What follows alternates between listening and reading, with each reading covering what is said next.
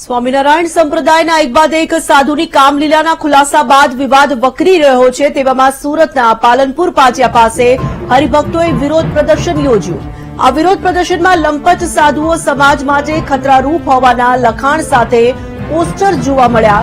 એટલું જ નહીં, સ્વામિનારાયણ સંપ્રદાયના લંપટ સાધુઓ સામે 300થી વધુ હરિભક્તોએ મોરચો પણ ખોલી દીધો છે। સ્વામિનારાયણ સંપ્રદાયના લંપટ સાધુઓની સામે હવે લડત વધુ ઉગ્ર બની રહી છે।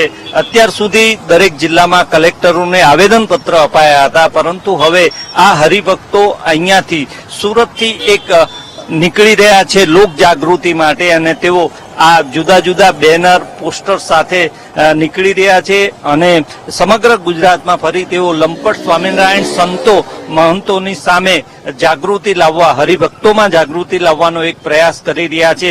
તેમનો શું હેતુ છે, કેવી રીતે તેઓ લોકો સુધી, હરિભક્તો સુધી પહોંચશે, એ જાણવાનો આપણે પ્રયાસ કરીએ। આ રીતે નીકળવાનું, રેલી કાઢીને લોકો સુધી પહોંચવાનું, જવાનું કારણ શું? અમે આ સંસ્થા વડતાલ સંસ્થા ગઢપુર જૂનાગઢ મંદિરમાં આવેદન પત્રો આપ્યા, પણ તેમ છતાં આ લોકોએ આજ સુધી અમને જવાબ નથી આપ્યો। આ લંપટ સાધુ પ્રાઇવેટ સંસ્થાવાળા આ લોકોને સંપ્રદાયમાંથી હાંકી કાઢવા માટે અમે આવેદન પત્ર આપ્યું, કલેક્ટરોને આપ્યા। એમ છતાં આ ખોટા બાવા જે ખરાબ ધંધા કરતા હોય એની વિરુદ્ધમાં અમે નીકળ્યા હોય, આવેદન પત્ર આપતા હોય તો પણ અમારી માથે ખોટી એફઆઈઆર કરે, પૈસાના જોરે ખોટી એફઆઈઆર કરાવે અને હરિભક્તોને હેરાન કરવાનો ધંધો કરી રહ્યા છે।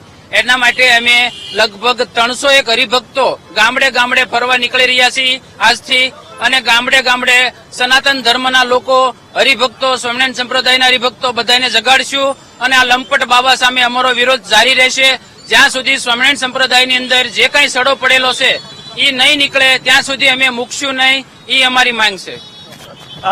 જે લંપટ સાધુઓની વાત છે એની સાથે સાથે સનાતન ધર્મ વિરોધી શાસ્ત્રો લખનારનો મુદ્દો છે। આ મુદ્દે વારંવાર વિવાદ થાય છે અને કંઈક ને કંઈક અંતર વધતું હોય છે, એ બાબતે જાગૃતિ લાવશે।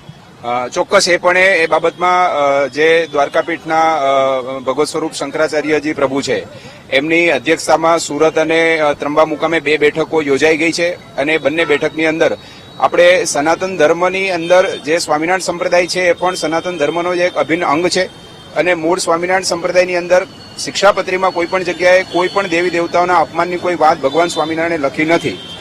આ જે લંપટ સાધુઓ અને વડતાલ સંસ્થા સાથે જોડાયેલા જે નિરંકુશ સાધુઓ છે, આ લોકો મૂળ શિક્ષાપત્રીનું પાલન નથી કરતા, એના પરિણામે આ વિવાદ થાય છે, એટલે એ મુદ્દો પણ આની સાથે જાગૃતિનો ભાગ ચોક્કસપણે બનશે।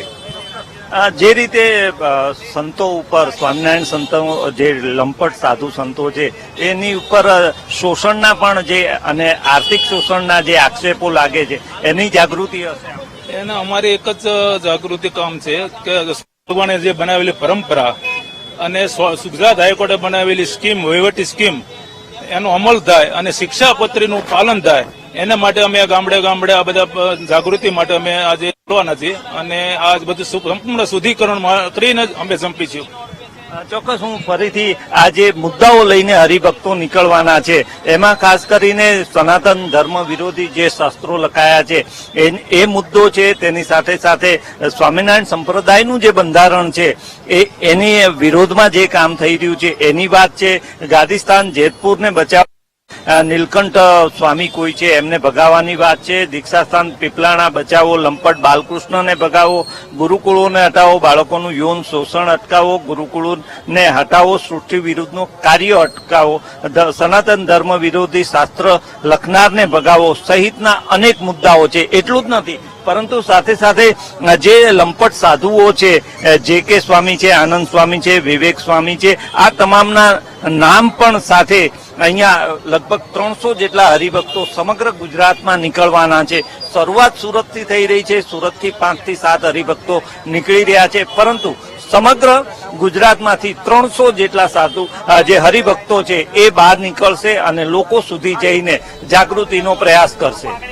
કેમેરામેન દેવેશ સોલંકી સાથે શૈલેષ ત્રિવેદી, વીટીવી ન્યૂઝ, સુરત।